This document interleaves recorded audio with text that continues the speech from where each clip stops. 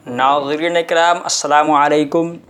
उम्मीद करता हूँ आप लोग खैरियत से होंगे और मुझे बहुत खुशी हुई कि मेरे पिछली वीडियो पर बहुत ज़्यादा व्यू मिले और लोगों ने मुझे पसंद किया, हालांकि वो मेरा पहले वीडियो था। नाज़रीन इकराम, मैं आपको आज एक बहुत अहम और बहुत ज़रूरी बात बताने वाला हूँ। इससे पहले कि आप अगर मेरे चैनल पर नए हैं तो आप चैनल को सब्सक्राइब करें, बेल आइकन का बटन प्रेस करें और वीडियो को लाइक करें, शेयर करें, ताकि ज़्यादा से ज़्यादा लोगों को फ़ायदा हो सके। नाज़रीन इकराम, जैसे मैंने आपको पहले बताया था कि मेरी कोशिश ये है कि मैं उर्दू से लोगों को वाबस्ता करूं, उर्दू से लोगों को जोड़ूं। तो मैंने अपनी पिछली वीडियो में भी ये बताया था कि आजकल हिंदुस्तान के अंदर हमारे कल्चर, हमारे मुआशरे के अंदर उर्दू की किस कदर कमी है। आजकल उर्दू 100 में से 50% लोग भी पढ़ने वाले नहीं हैं, जानने वाले नहीं हैं। अनपढ़ की तो मैं बात नहीं करता, जो पढ़े लिखे जानकार लोग हैं वो भी उर्दू से बिल्कुल बहरा हैं। ना उनको लिखना आता है, ना उनको उर्दू पढ़ना आता है। हालांकि इस्लामी मुआशरे में इस कदर अहमियत उर्दू की है कि हमारी कुतुब अहादीस, कुतुब हमारे फ़िक़ही मसाइल और बहुत सी जो है हमारी इस्लाही कुतब और इस्लाही किताबें सारी की सारी उर्दू में हैं।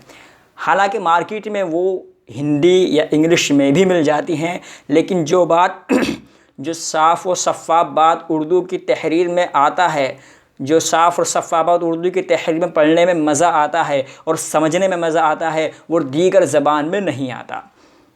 दोस्तों, जैसा मैंने आपको बताया वीडियो के शुरू में, मैं आपको एक बहुत अहम और ज़रूरी बात ये बताने वाला था कि हमारे हज़रत मुहतमिम साहब दारुल उलूम देवबंद मौलाना मुफ्ती अबुल क़ासिम साहब नौमाती दामत बरकातुहुम, उन्होंने एक वीडियो शाये किया था जो NRC या CAA के मुखालिफ था।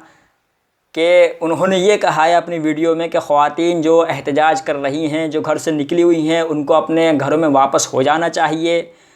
हालांकि उनकी वीडियो या उनकी बात ख़वातीन को तनक़ीद करने की नहीं थी, बल्कि एक समझाने के तौर पर हज़रत ने ये बात कही थी। लेकिन मीडिया ने उसको गलत तरीक़े से बयान कर दिया और गलत तरीक़े से तो उसको शाया कर दिया।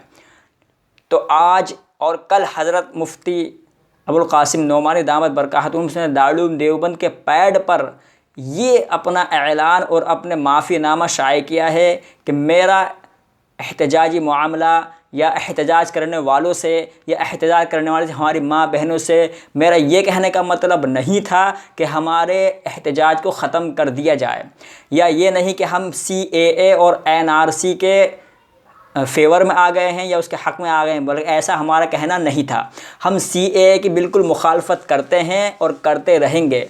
NRC के हम मुखालफत बिल्कुल करते हैं और करते रहेंगे जब तक ये दोनों काले कानून हिंदुस्तान की हिस्ट्री से, हिंदुस्तान के कल्चर से, हिंदुस्तान के संविधान से मिटा नहीं दिए जाते, हटा नहीं दिए जाते, इन बिलों को वापस नहीं किया जाता। जब तक हम हमारा एहतजाज, पुरअमन एहतजाज, हमारा खामोश इख्तियार करने वाला एहतजाज जब तक बाकी रहेगा। तो हज़रत ने माफ़ीनामा भी किया है, लिहाजा आप उसको यूट्यूब पर या इंस्टाग्राम पर या आप फेसबुक पर जाकर देख सकते हैं। मेरे चैनल पर, इंस्टाग्राम पर या फेसबुक पर आप वो चीज़ आपको मिल जाएगी। तो दोस्तों, आज के लिए फ़िलहाल इतना ही, और दुआ करें अल्लाह ताला मेरी कोशिश को और काविश को कबूल करे। और आइंदा जो मैं वीडियो बनाऊंगा वो अपने चैनल, जैसे मैंने अपने चैनल का टाइटल नेम रखा है आसान उर्दू SBL के नाम से, तो मैं आपको आसान उर्दू मैं तहरीर के सिखाऊंगा भी और बताऊंगा भी, और बल्कि लिख कर मैं आपको बताऊंगा कि कौन सी तहरीर किससे बनती है, कौन सा लफ्ज़ किससे बनता है। एक नुक्ते को हटा देंगे क्या बन जाएगा, एक नुक्ता ज़ायद कर देंगे तो क्या बन जाएगा, इस शोशे को मिलाकर ऐसा कर देंगे तो क्या बन जाएगा, उस शोशे को घटा देंगे तो क्या बन जाएगा। ये सारी चीज़ें इंशाअल्लाह अगले वीडियो में।